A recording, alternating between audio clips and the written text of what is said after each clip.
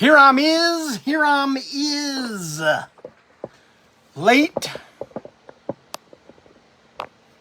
but still great.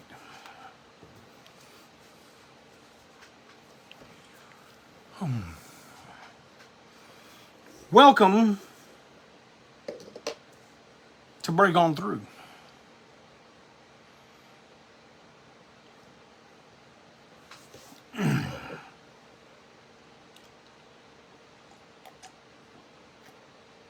Boy, I got some good stuff to talk about today. Oh, yeah!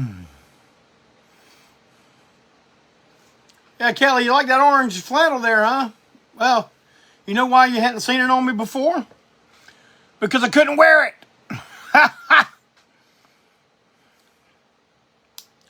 But since I have now dropped a total of over 60-something pounds, I can wear it with ease.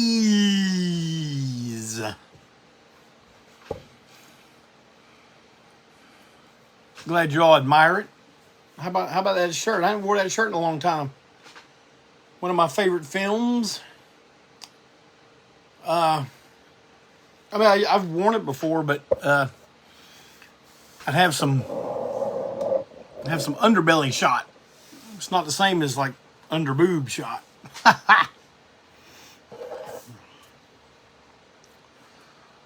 I'm gonna wait till I'm gonna wait till a few more of you get in here, and then get started. I will show you this. Look here, this came in the mail today. What is it, you might ask? I heard you ask. I want to open it up and show you what it is right now. It is another order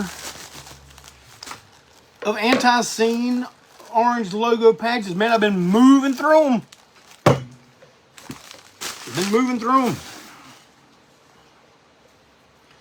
Now I got about 100 more to go through. And you know what? Since we're on the subject of patches, I'm depending on you, son, to pull the family through. All right. Y'all know what this is, don't you? Speaking of flannels, you know what this is. You can say, yeah, Jeff Clayton, that's a blue flannel there, son. It's not a blue flannel. It is the blue flannel. See what's on the back there? Cosmic Commander. Y'all have all seen this. Might need to be washed again. But anyway, I know y'all are going, well, damn, Jeff Clayton, you gonna sell the blue flannel? No, I'm not gonna sell the blue flannel. But I am going to do something here. I probably should have pre-done this before I got on here live. Because now I got an audience, I'm bound to fuck something up. Man, I can't even see, to be honest with you. Yeah, well, you can't see in all that bright light? No, I can't. I can't see. We got a dark house anyway, man, I'm telling you. It's mostly glass, and you think, well, damn, you should be able to see everything. Not really. Well, you know what? I ain't wasting no more damn time trying to do. I'm going to have to get my wife to help with this. I'm going to get the first lady to help. I'm taking this off. I'm taking it off. And that will be for sale. Why are you taking that off? Well, it's been on for 10 years. I'm making room for the new patch that's going to say 40-year World Heavyweight Champions of Rock and Roll. I'm not going to advertise this on my Facebook page or the ANTiSEEN Facebook page. I'm only going to talk about this here on Break On Through. So, well, Eric, get in touch with me, son. You need to send me a text or a private message on Jeff Clayton page, and we'll get it together. And I tell you what, I'm not even gonna have a price in my head. I want y'all to make me an offer on it.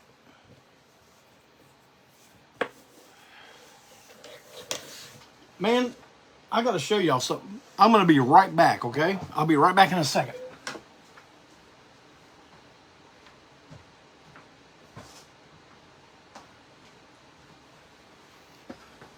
See, back in the flash.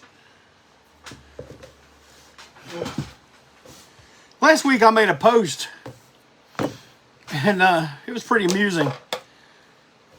To be honest with you, I forgot they were even still here in the house, but Little Coleman was in the Break On Through studios doing a little adventuring and investigating, and he made his way up under my shelf of wrestling magazines and rock and roll magazines, and he pulled these out, and I was like, good gosh, man, I didn't know I was doing that. And my Johnny Ramone Vans. Now, that should tell you, look, just look at how long I wore these things, man.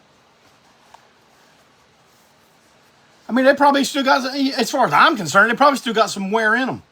But I never got rid of, look at that damn hole. I never got rid of them. I just couldn't bring myself to throw them away. I was like, damn, these are Johnny Ramone Vans there, son.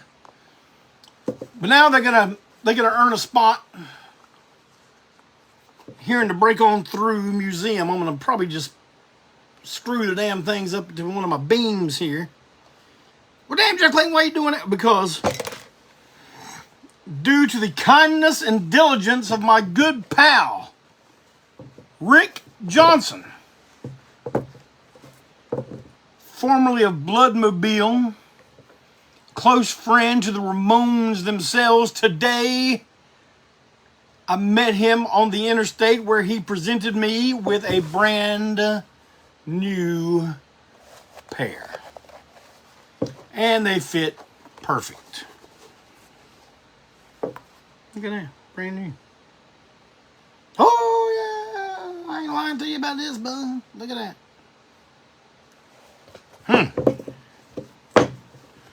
Rick, thank you so much. You've made me a happy man today. And I'm not gonna wear these everywhere I go like I did these. And hopefully I can keep them looking kind of like that for quite some time.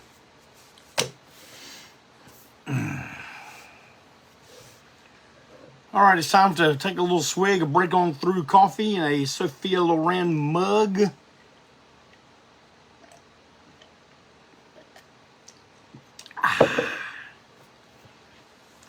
Man, I'm going to tell you, I got a bunch of suggestions for top 10s and topics today.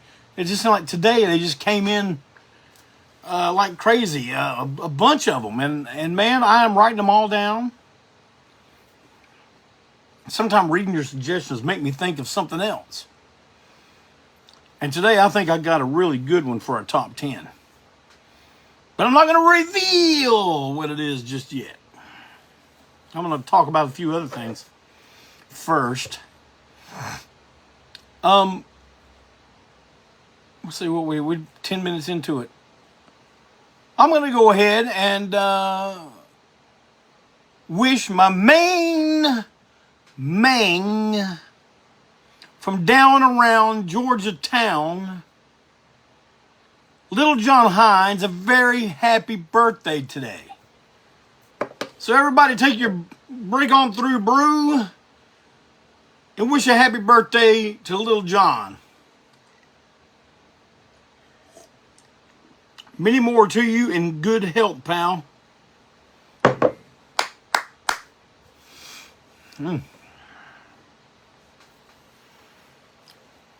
One topic that came up that people were,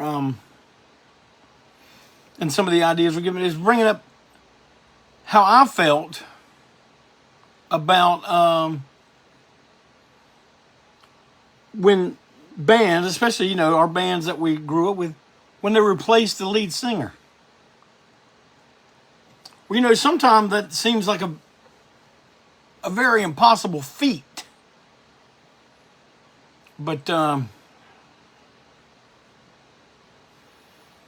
mean, I'm sure the first thing that comes to mind when people think about that is AC/DC, right? Now, my good friend, the Widowmaker, he refuses to hear any AC/DC after Highway to Hell. He just said AC/DC was done as far as he was concerned when Bond died. I mean, I don't agree with that. I understand it.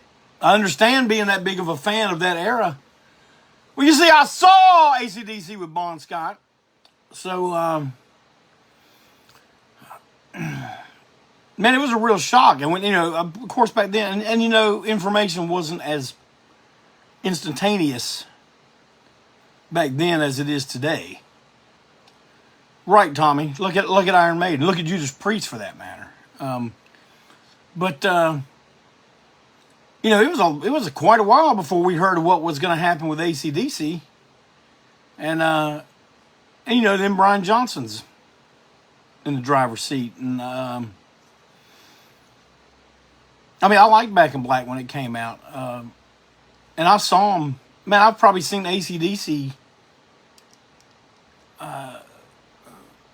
maybe as much as I've seen him. And I'm not talking about counting bands we toured with. Like, I've seen, you know, I've seen Hank 3, 15 times, like more than that, about 20 something times. But, you know, like where I paid to get into the damn door to go see, I've probably seen AC/DC and Kiss more than anybody. And, I mean, I guess sometimes when I hear about the replacing of a singer, like when they replaced Brian Johnson with Axl Rose, I was like, oh, you gotta be kidding me, son. But at the same time, you know what? It is within those bands' right to do whatever the hell they want to do. They didn't come and consult me. They didn't pull up to my house. You go, damn, Jeff Clayton, man, we need some help with this decision, son. You got to help us. And they didn't ask me. And, you know, everybody on the damn internet has an opinion. And every opinion, every person behind those opinions think that whoever the subject is, they should be listening to them because they know better. Man, I don't put it past anybody to make a fucking buck. Do what you got to do, son. Do that hustle. But I was like, man, Axl Rose? Who's going to replace Brian Johnson, who replaced Bon Scott? But I'm going to tell you what. When the videos started coming out, man, and a lot of times I don't even watch YouTube videos, man, because it's not a good representation of what you're wanting to see. But I gave it a listen. And man, being the biggest skeptical in town about that, I admit it. I was like, that sounds good, man. It really does. But what are you going to do? I mean, you know, they were talking about replacing. Now that I don't think I could see that. I mean, what do y'all think? Now, Sabbath comes to mind, but see, man, when Ozzy was given the boot and they got Ronnie James Dio in, I mean, I thought that was a. I know this is heresy to say. A lot of people go, "Hey, man, what are you talking about?" But I liked Sabbath better with Dio. I just thought by the time they got the Mob Rules, that was what Black Sabbath was supposed to sound like. And I love all the early stuff with Ozzy. But when you say that, people think, "Oh man, you hate Ozzy." Nope. I don't. I love Black Sabbath. I even love them with Ian Gillan. Now, when Ronnie James hits the road and you got Ian Gillan coming out, I mean, that's going to be good, right? It was. It was good. It was a good album, but the damn rough mix of it sounded way better than the final product. But I'm going to be honest with you. I didn't listen to any of the stuff after Born Again. I just didn't. And I know some of it is probably really good. Maybe some of y'all can hit me to the better ones of those eras. But I think you guys have learned by now, by listening to my top 10s, listening to me talk about stuff, man. With me, it's all like an era of something that I like. And And that's pretty much what I concentrate on. And I'm sure people do the same with ANTiSEEN. You know, I'm sure that there's certain, I'm positive there's certain eras of the band that people like the best. And I mean, I'm just glad we lasted long enough, and I'm still alive to even talk to you guys about it. So, but I don't know. I mean, you know, and like when, like the Pantera reunion, people raising hell about all that. I'm just like, you know, it's two of the guys that were in the band. I mean, like, if you're looking for an ANTiSEEN original member reunion, boy, you're gonna look hard. Shoot, hell, the main original member besides myself is gone. And God, look at all the people we had in this band, man. I was like, what were we supposed to do once one of the classic lineups were dissolved? Go, well, that's it. No, I don't hold it against anybody. Now, if it's not something, if it's something that I just don't care for or like that much, well, you know, the best thing to do, not get on social media and make a big deal of it, because all you're doing there is creating a buzz for this thing you supposedly hate. But just don't go. Don't listen to it. Don't buy the record. Don't buy the CD. Don't download the shit. Just pretend like it's not there. You want to see something good? Look at this. This is all the supplements I take every day. I forgot to take them this morning. I'm going to take them right now. That's a handful of them, son. Look at that. Can you see? Let me see if I can get them down in one gulp. If I don't make it and I start choking, someone please call 911 and tell them to come get me. Break on through the studio, Charlotte, North Carolina.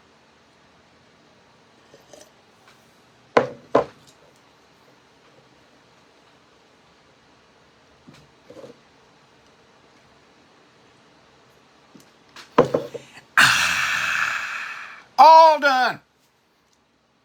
Still alive to tell it.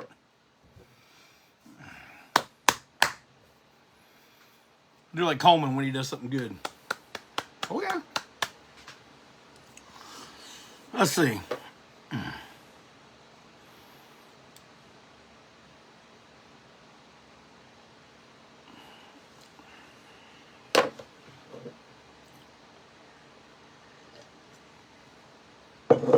Now I taste supplement dust all in my throat. Okay.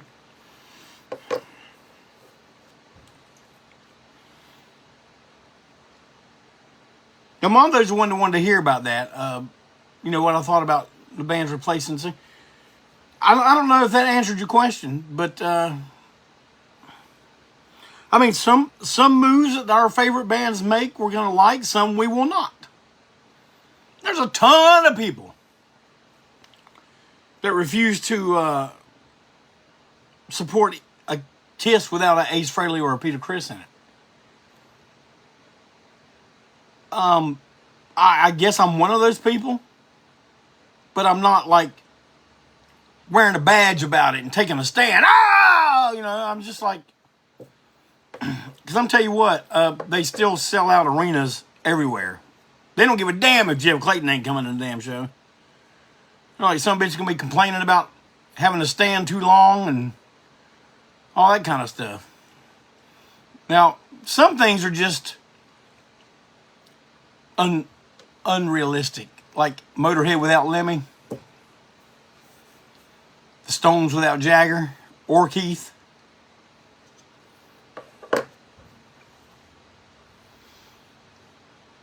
Shit, there's probably a ton of other bands that are like that too. I mean,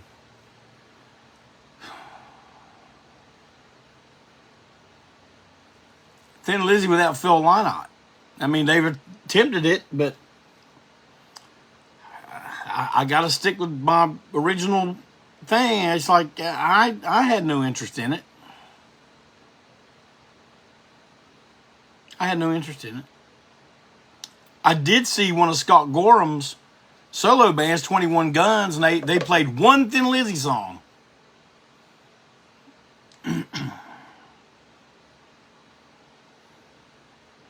Well, Aaron, Slade without Naughty Holder, but Slade is still continuing on. They got another singer. I mean, I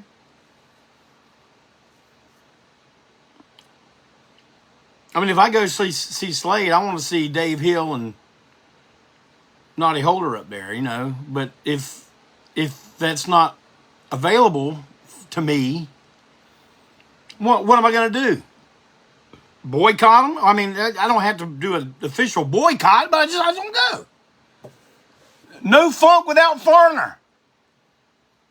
I mean, I know some people who saw Grand Funk without Mark Foreigner, and they said, "Oh, they were good." You know, I'm sure they are. I'm sure they are.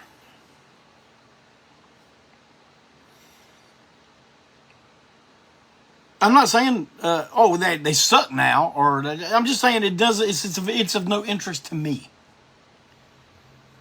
If I'm going to go see anything remotely resembling Grand Funk, then there's got to be some Mark Foreigner in there. You know?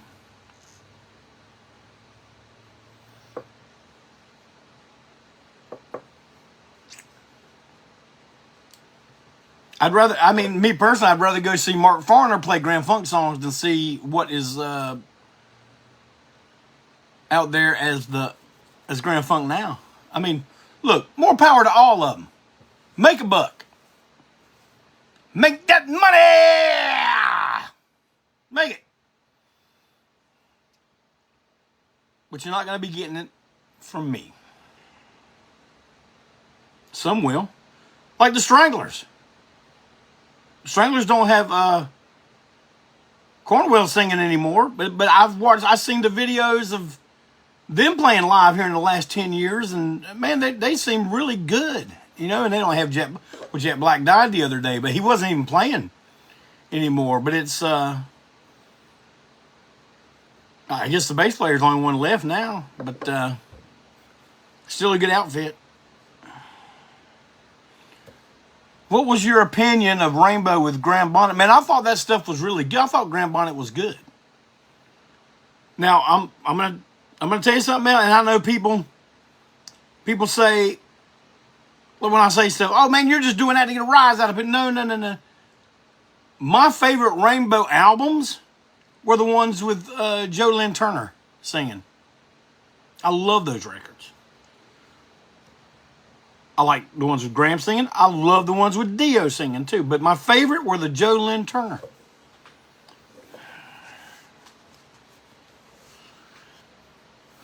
Well, it's time for a top 10. I feel like there's something else I needed to show y'all around here, but I guess not. Top 10 time.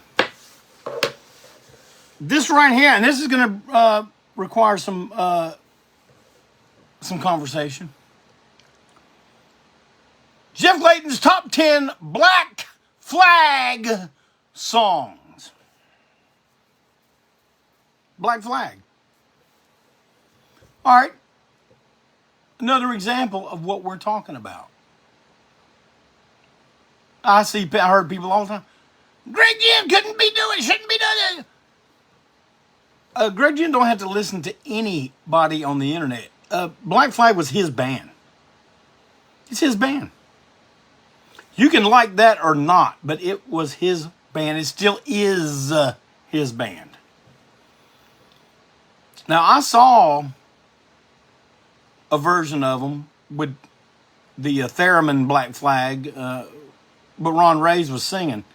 Now, man, I am grateful I got to see him perform some Black Flag songs. I was grateful for that. But man, I saw the Henry lineup the first time they came to Charlotte. And basically every time after that, except for when we were at war with the Milestone back in the 80s. But Amy, number one is not Nervous Breakdown. I'm going to tell you something. OJC here is not a huge fan of the Keith Morris era. I know. Some of you, oh, you're crazy, man. That's the era. Nope. Nope. I may have said this on here before, but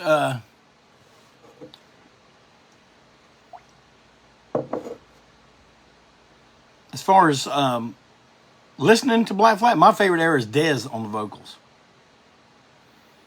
But singing them was Henry.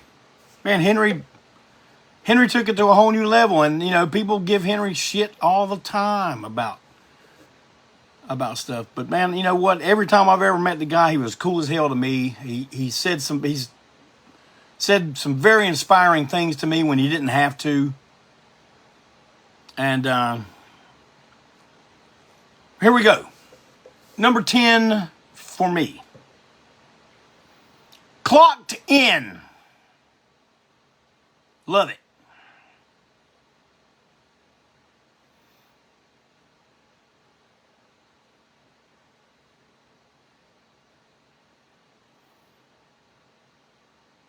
And it's also one of the sets of lyrics that Black Flag had during the early times that I can still relate to.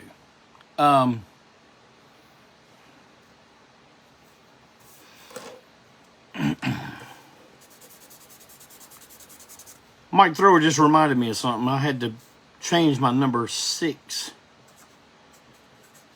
because I like that song that he just named better than what I had on my list.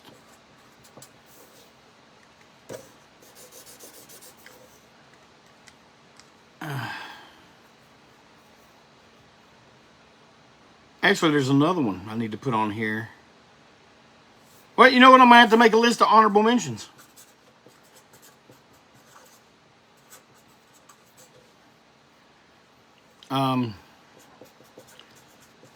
I'll do the honorable mentions last. But you know, I don't relate to a lot of their lyrics because a lot of their lyrics, especially the early material, is all that you know, oh, I'm such a prisoner of my mind. I'm depressed, man. Oh, I don't know how I'm going to make it.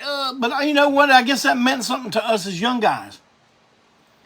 Those lyrics just don't appeal to me as an old guy who ain't got time to sit around and whine and cry about stuff all the time.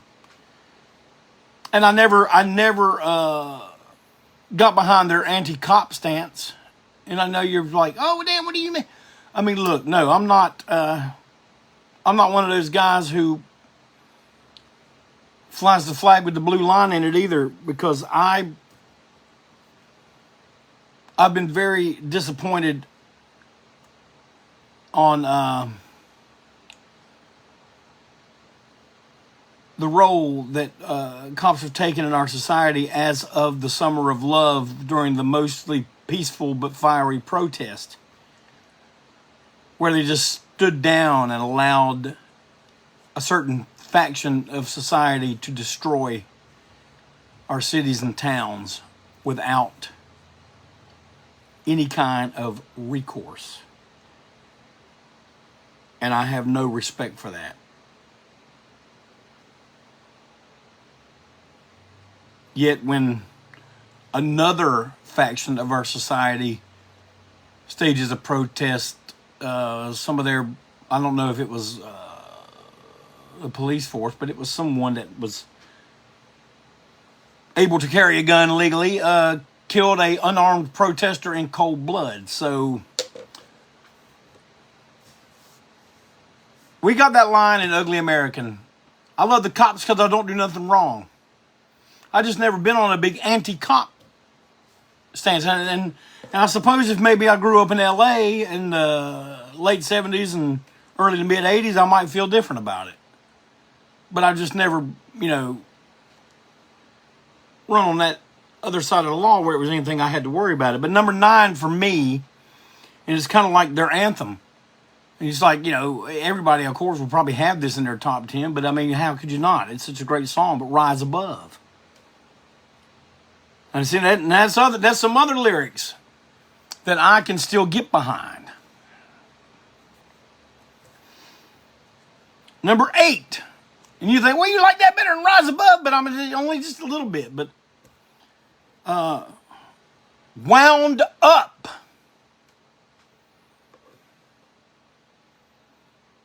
Now, who hadn't felt like that before? Number 7. This one's from one of their EPs. The first time I heard it was when I saw them for the second time in, I guess, 83.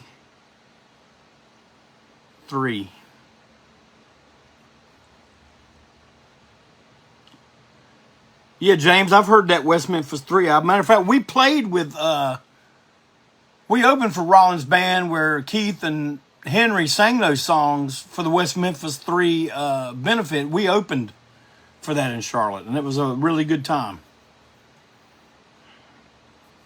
But number 7, I've Got to Run. The first time I heard it was at that show, man. And then the TV Party EP came out, and it was on there. And I love that song. I'm going to tell you right now, I do not like TV Party. I didn't like it on Damaged. I didn't like the single. And I couldn't stand when they did it live. And I just don't... I mean, I like TV. I love TV.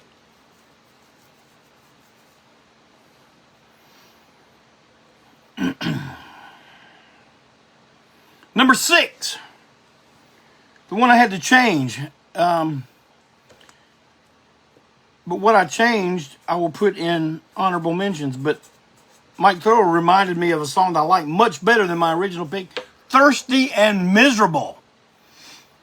Man, that version on Damaged, can you get any more savage than that? Damn!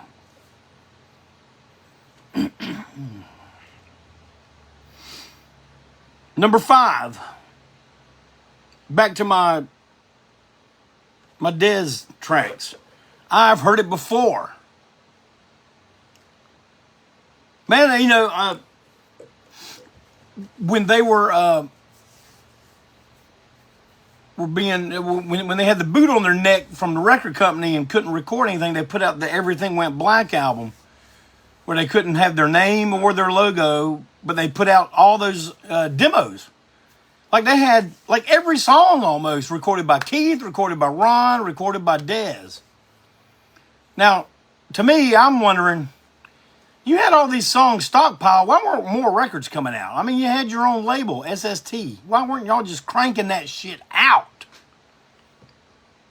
I don't know. Again, they didn't come ask 21-year-old me what I thought about it. They just put it out there and said, you want to buy this, kid? Buy it. Or hop on down the road. Number 4. My War.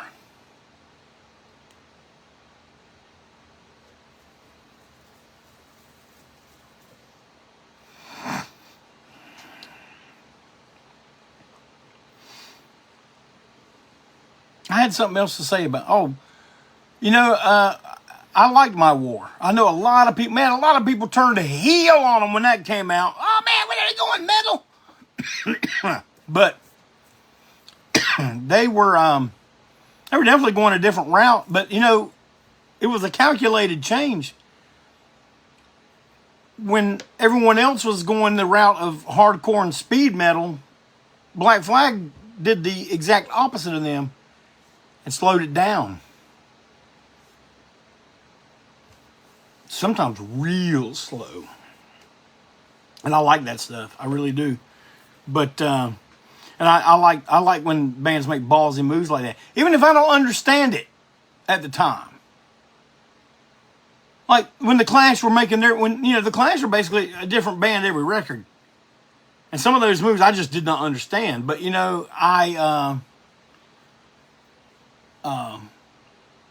years later, I just like, man, it's brilliant. Brilliant move, you know. But that's not to say I don't like the bands that have put out the same record for 150 years, like the Ramones, AC/DC, Motorhead, ANTiSEEN, all those groups, you know. Yeah, Brad, I agree. I like the process of weeding out. It took some time, but I liked seeing them play it. I liked seeing them play the song "Process of Weeding Out" live.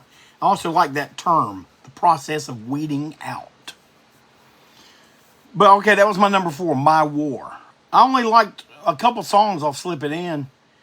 And if I'm being completely honest with y'all, man, after that, I kind of stopped listening. I did like the song. Well, let me write this one in my honorable mentions. I'll talk about it in a minute. I don't want to get too far off base. Number 3. Another Dez song, American Waste. That 6-pack EP was fucking brutal, man. Not the biggest fan of the song 6-pack, but that side B with American Waste, and I've heard it before, that's hard to beat. Hard to beat. Number 2, and this is one where I just don't agree with the... it's not I don't agree with it. It just doesn't pertain to me anymore. But at the time, it sure did. I sure related to it. And I got to sing this with a band one time, and it was really fun, and I enjoyed it. My number 2, Depression. Now, some people like to wallow in that. I don't.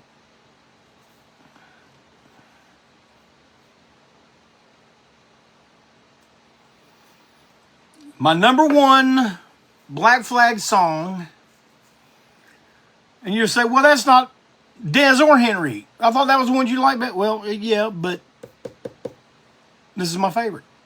Revenge.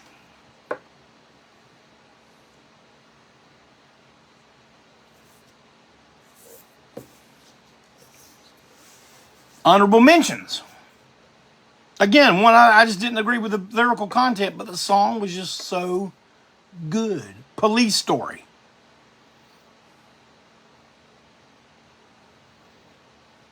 Another honorable mention, Forever Time off My Wars. My War, sorry. Sound like my mom used to say, well, we're going to Walmart's. How many Walmart's are we going to? And do you mean Walmart? Anyway, Forever Time off My War. One more of my favorites off of Damaged was No More. And the one I was going to talk about, but I'd stopped myself, was one off the later records, but I heard this off when I saw them live for the second time. They played this, I've Got to Run, and My Rules at that show. And I was such a Black Flag mark at the time that, you know, like I paid attention to every note. Oh man, I ain't never heard that one before. I want to know what it's called. And this was Modern Man. I really loved that song. But I've really never ever listened to the Loose Nut album. I think I listened to that. But damn, Jeff Clayton, how can you qualify to say anything if you ain't listening? Because man, after a while I just stop. It doesn't interest me anymore. But the ones that do, I love them. And those 10 and honorable mentions, I love these songs. I've seen some people on here, I never really listened to Black Flag. Man, I'm telling you, you had the first,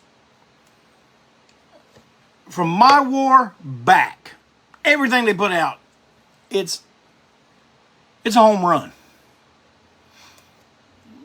I mean, in my opinion, there's some clunkers here and there, but overall,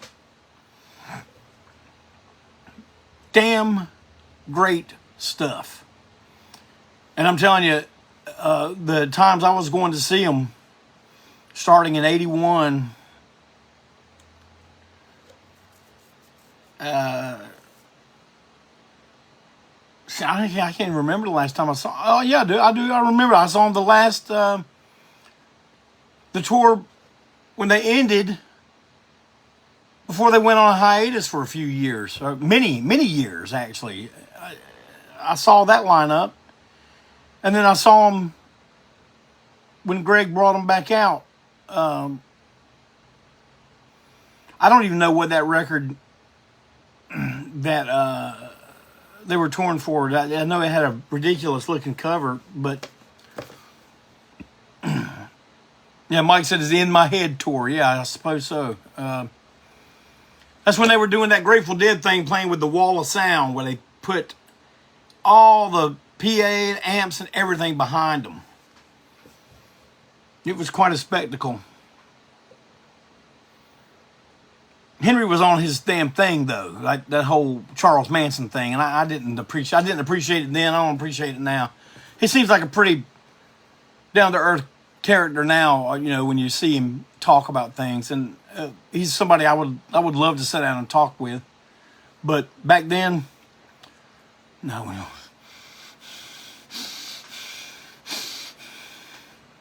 What the fuck ever.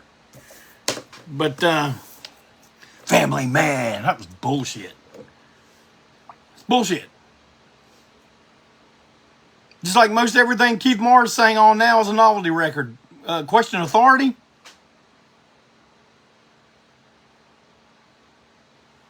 Hey man, give me my back, son. You know, okay. Question Authority. Novelty records. Anyway.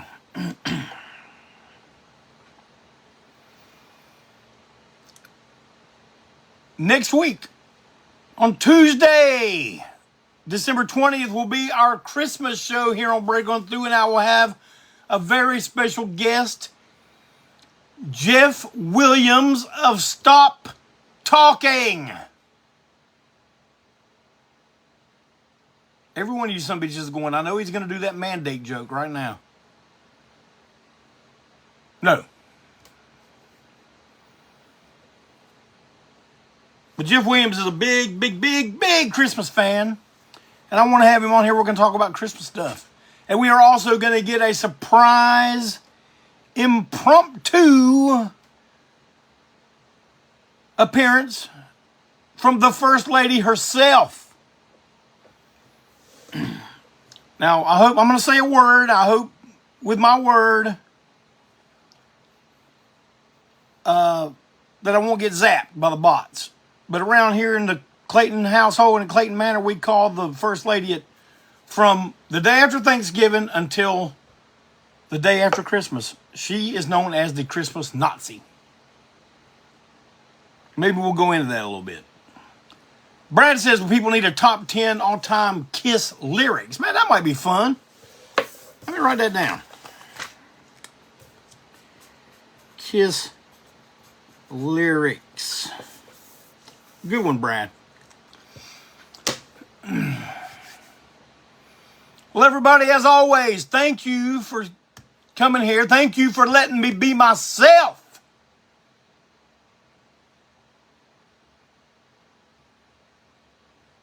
Don't forget, I got the pre-order going right now for the Blowfly ANTiSEEN 2008 World Tour. I got it going. It ends the 18th. It's Sunday. And if you go look at our big cartel right now, you'll see I got a new design up. A piece of artwork I drew back in 1987 is now being turned into a t-shirt. Everybody else has made a little dollar off of it, except for me, but I've taken my turn. Can you dig it? Go look at it.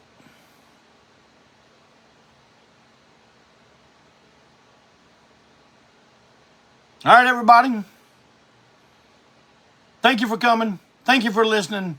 I appreciate you as always. I hope you guys have a great rest of your week, a great weekend, and I will be seeing you next week right here on Break On Through.